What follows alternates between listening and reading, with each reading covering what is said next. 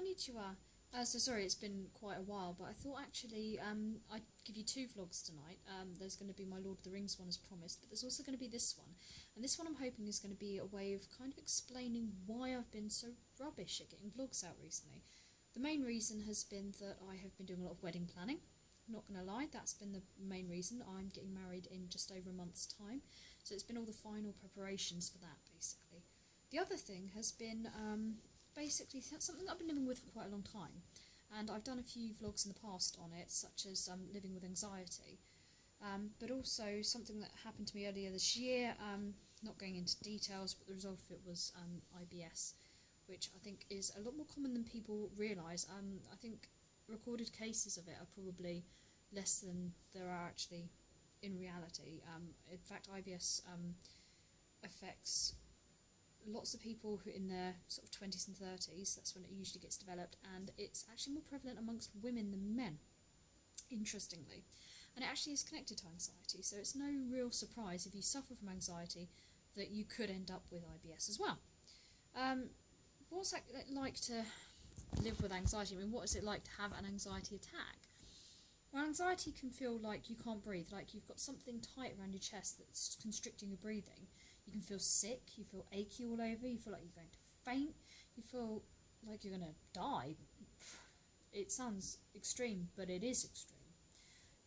You feel like you're going mad, you feel like you're unstable, you get stomach pains, sort of stomach cramps, that can be awful. Pains in the arm or chest, I also get them in my back, across my shoulders. I guess that's the sort of tension in my shoulders. You can actually be convinced you're having a heart attack because some of the symptoms, such as pain in the arms and chest, can be very similar to what you read about having a heart attack.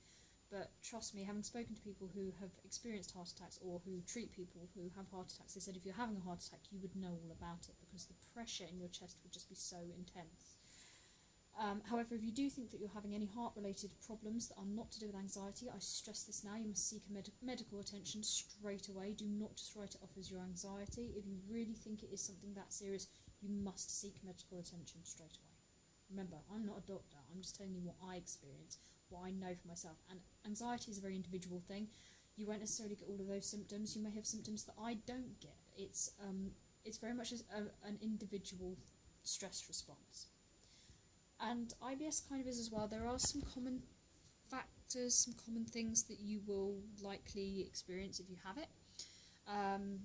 The really horrible one is mucus in your poop. You know it's slimy, it's horrible. I'm sorry if you're eating your tea. You probably shouldn't be watching this if you're eating your tea. I should have warned you at the beginning of the video. You don't feel like you've completely finished after you've gone to the toilet. You feel bloated. You can have constipation or diarrhea or both, which is lovely. Try having both in one day. That's amazing. You feel sick.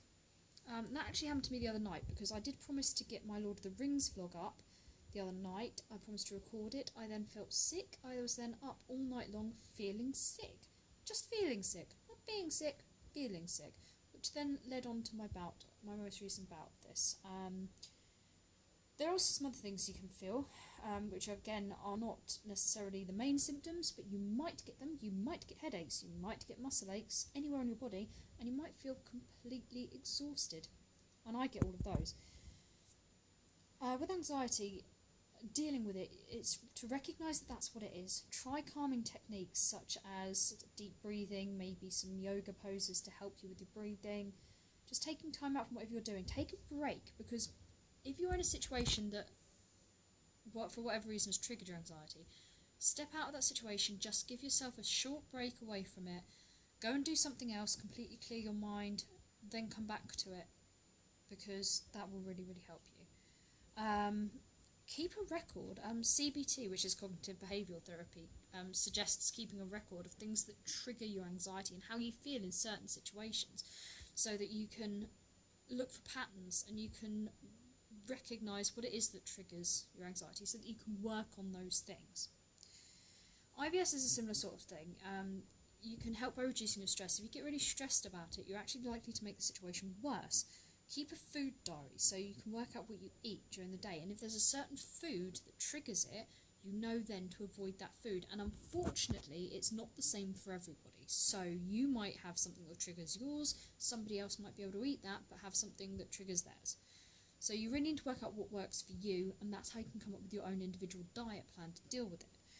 You also need to keep any medication that you might be on nearby. You can take it to work with you or whatever, just to make sure that if you have an attack while you're out and about, it's not a problem. So then you're not worrying about having an attack, because if you're worried about having an attack, you're more likely to have one. But most importantly for both things, I would suggest, is see your GP. And hopefully you'll have a really understanding GP who will be able to point you in the right direction and give you lots of help and advice. And even if it's just as much as saying, you're not going crazy, this is a real thing and it's not dangerous. I mean, IBS is not dangerous, anxiety is not dangerous. If you think that you've got something else that's really more serious, they will test you. If you go to them and say you think you've got IBS, they will test you for other things as well, just to rule out anything that's more serious. But it's worth doing. It's worth going and getting yourself checked out if you're at all concerned about anything. And even after you've been diagnosed, if you think something's got worse or changed, it's important to go and see your GP. Don't just take advice off the internet. I mean, this is my own personal experience, but what you need to do is go out there and really speak to a medical professional to work out what it is you need to do. And I hope that you feel better if that's what you have. And if you don't suffer from those things, but you've watched this video, I'm hoping it gives you a kind of understanding. If you know somebody who suffers with anxiety or has IBS or something like that, I'm hoping it gives you a bit of an understanding so that you know what it is that they go through on a daily basis. And it's tough and it is exhausting, but with love and support, people can get through it and they can feel better. But they need to know that you're there for them. Don't just blow them off and say, oh, it's them making excuses again to not do this, that and the other. That might be genuinely how they feel.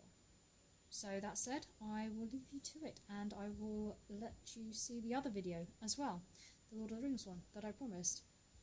Sayonara!